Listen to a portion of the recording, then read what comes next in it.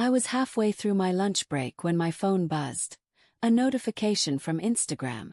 It wasn't the usual ping of a meme from a coworker or a family group message. It was a tag. From her. My wife, Mara. I smiled automatically until I opened it. And froze. There she was, sitting on another man's lap. Her ex, Evan. His arms wrapped around her waist like he owned her. Her head rested against his shoulder, a mischievous smile on her lips. The caption read, "Sometimes you miss the old days." Relieved face thought balloon. My heart slammed against my ribs. The sounds of the cafe blurred, the chatter, the clinking cutlery, the music, all vanished. I just stared at my phone at that picture, my pulse roaring in my ears. I must have read the caption 10 times before the words started to make sense. Sometimes you miss the old days. It wasn't an old post. I checked the timestamp. Posted 6 minutes ago. And she tagged me. Publicly. Almost like she wanted me to see it. When I got home that evening, Mara was curled on the couch, scrolling her phone as if nothing had happened. "Rough day?" she asked, not looking up. "You could say that," I replied, hanging my jacket by the door. My voice was steady, but my chest felt like it was filled with broken glass. She glanced at me, briefly like a stranger would. "You okay?" I stepped closer, phone in hand. "You tell me." I showed her the post. Her expression didn't flicker. "Oh, that." She laughed. "You're seriously upset about that? Mara, you're sitting on your ex's lap." "It's an old picture," she said casually, sipping her wine. "We ran into each other at the reunion last night. He joked about the past, I joked back. It's not that deep." "Not that deep." My voice cracked. "You tagged me. You wrote that caption. What did you think I'd feel seeing that?" She rolled her eyes. "God, you're always so dramatic. It was a joke, okay?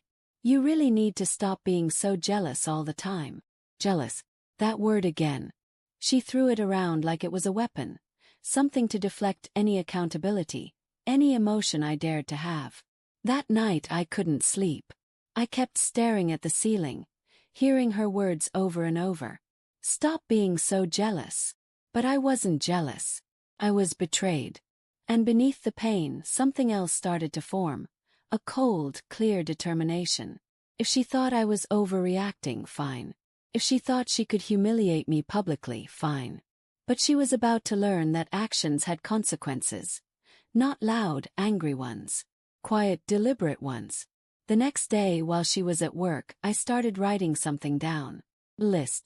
Not of things to pack or reasons to leave. But of moments. Moments she'd forgotten. Moments she thought didn't matter. Moments that built the version of me she was now casually breaking apart. 1. The night she cried over her student loans. I stayed up till 3 a.m. calculating a payment plan. She said, "You make me feel safe." 2. When she got the flu and I called off work to make her soup, rub her back and watch those terrible reality shows she loved. 3. The day she said she didn't think anyone would love her for who she was, and I said, "I already do." 4. When she was late for her own sister's wedding because she couldn't pick a dress. I told her, "You could wear a paper bag and still outshine everyone." 5. Every time she said, "I love you," and I believed her. That night, I left the list on the kitchen counter, folded neatly beside her phone. When she came home, she found me sitting quietly at the table, sipping coffee. "What's this?" she asked, picking up the paper. "Read it," I said. She rolled her eyes, unfolding it with exaggerated annoyance. But as she read, her face began to change.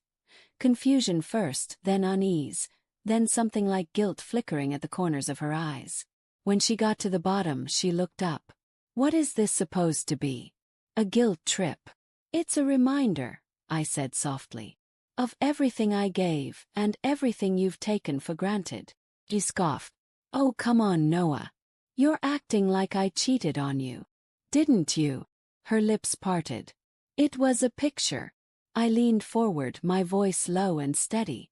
"You didn't just post a picture, Mara. You posted a message. You told the world that what we have isn't enough. that you miss someone else, that you miss the old days. You made me look like a fool in front of everyone we know. Her jaw tightened. You're twisting it. Am I? Yes. Then tell me this. Did he touch you at that reunion? She hesitated. It was just a hug. How long? She stared at me, saying nothing. That's what I thought, I said quietly. You didn't miss the old days. You miss being wanted by someone new. Someone who doesn't know how selfish you've become. For a moment she didn't say anything. Then she smirked, that cold, familiar smirk she used when cornered. You know what your problem is, she said. You make everything so intense. You overthink, you overanalyze, and you suffocate people. Maybe that's why I missed the old days, because I used to feel free. Her words sliced through me. I stared at her for a long moment, then nodded slowly. You're right. Her brows lifted, surprised. You want freedom, I said, standing up. You've got it. The next morning, she woke up to find the house half empty. My clothes gone. My desk cleared. My keys left on the counter beside the list. But I'd added something new to the bottom. 6. Sometimes you miss the old days. But not enough to relive the worst parts of them.